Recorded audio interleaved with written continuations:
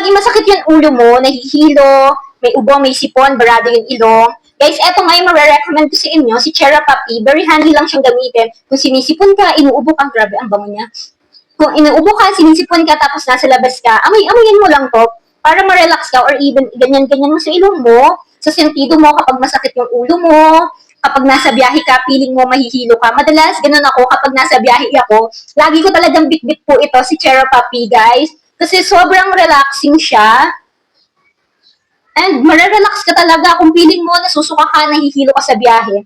Marerelax ka nito ni Therapuppy. Kung barado yung ilong mo dahil sa sipon, ayan, ganyan-ganyan mo lang siya and even dito sa sentido mo para ma-relax yung pakiramdam mo. Pwede nga rin po ito kapag may kagat ka ng lamok, i-rub-rub mo lang dyan para mawala nga po yung mga katikati niya. Kasi po meron po itong cooling effect si Therapuppy. So napakaganda nga po talaga nitong Therapuppy na to. Kaya naman, kung gusto niyo po nito, very handy kapag nasa labas ka, ilagay mo lang sa bulsa mo, pwede na, or di kaya sa bag mo. Diba? Kasi maliit lang siya, pero madami po siyang laman and matagal na rin po itong mauubos.